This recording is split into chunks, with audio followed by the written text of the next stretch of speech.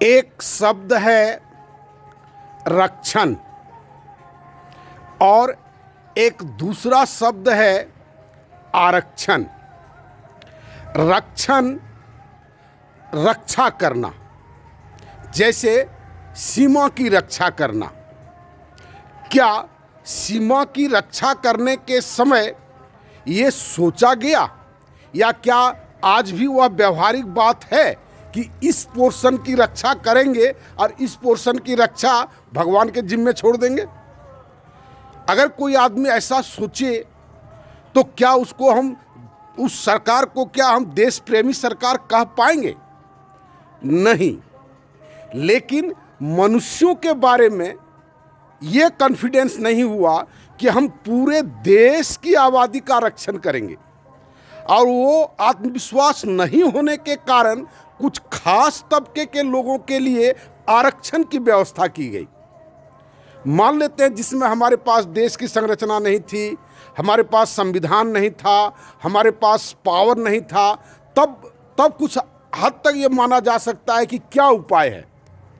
जैसे देसी रियासत थे तो उसमें पटेल जी ने पूरे देश के देसी रियासतों को विलय किया, कितने बड़ी काम किया।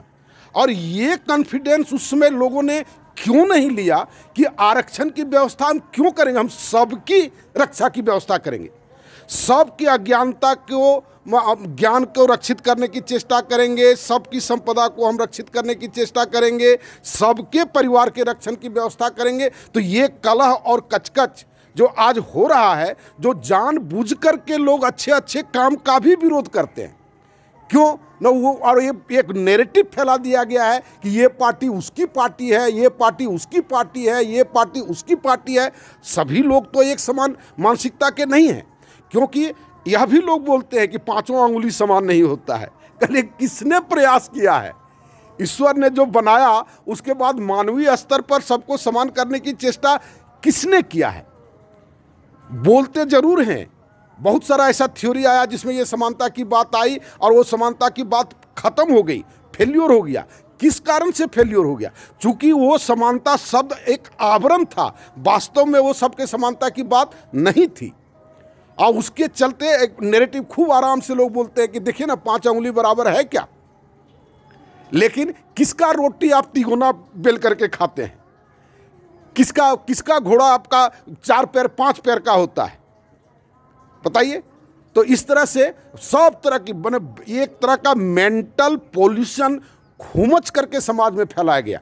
और उस मेंटल पॉल्यूशन का आधार बहुत सारा आधार है, और वो फेक आधार है। हम स्पष्ट कहते हैं कि वह फेक आधार है। आप चिंतन करने बैठेंगे तो आपको लगेगा हम लोग क्या वास्तव में सोचते हैं।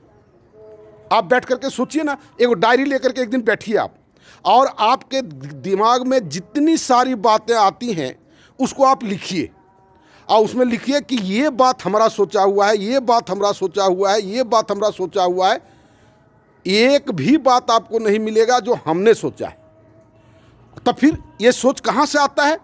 ये सोच आप कल्पना कीजिए ना, कौन किताब छापता है, कौन ये ज्ञान देता है, उन लोगों का पर्सनल लाइफ देखिए, किसके लिए वो करता है और क्या करता है। आप इन सब गहराई के बातों में अगर आप सोच करके देखेंगे तो किस तरह से लोगों को डायलिमा में रखता है, और उस डायलिमा को ही वह सर्वोत्कृष्ट कार्य समझता है। 6,40,000 गांव को स्वावलंबी बनाना ये मामूली बात है? और इससे बढ़कर और क्या काम हो सकता है?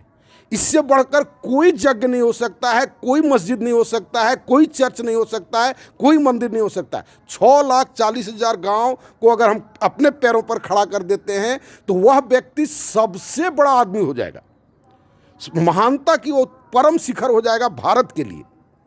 और अब कहेंगे कैसे करेगा? इसलिए हमने सबसे पहले अपना प्रोग्राम यूट्यूब पर डाला है, सबसे पहला। ये बात रोज रोज रिक्वेस्ट करने से पहले, ताकि लोगों के दिमाग में ये नहीं रहे जो हम क्या करने जा रहे हैं, कोई छद्म आवरण हमारे ऊपर नहीं है, उसके लिए हमने ये पहले ही डाल दिया है। आप उसको आप देखें, माई न्यूज़ सोशल सिस्टम, और जितना जल्दी हो मेरे साथ जुटने का प्रयास करें, क्योंकि बहुत सारा ऐसा सिम्टोम आ रहा है उभर करके जो बाद में लोग समस्या में पड़ जाएंगे। एकदम हम पढ़ें या न पढ़ें, हमारा बेटा पढ़ जाएगा, हमारा पोता पढ़ जाएगा। ये पर्यावरण, एजुकेशन, बहुत सारा ऐसा फैक्टर है। इसलिए मेरा रिक्वेस्ट को ध्यान दें और कम से कम कमेंट एगो दूगो शब्द जरूर लिखें, good, very good, very very good, ईश्वर आपको बढ़ाए, अल्लाह आपको बढ़ाए, है ना, ईश्वर, इस तरह कुछ कुछ तो लिखें। बहुत जगह पर लोग लिखते हैं, मेरा वाला में भी लिखिए ताकि लोगों के पास ज़्यादा से ज़्यादा संख्या में पहुंच सके। धन्यवाद।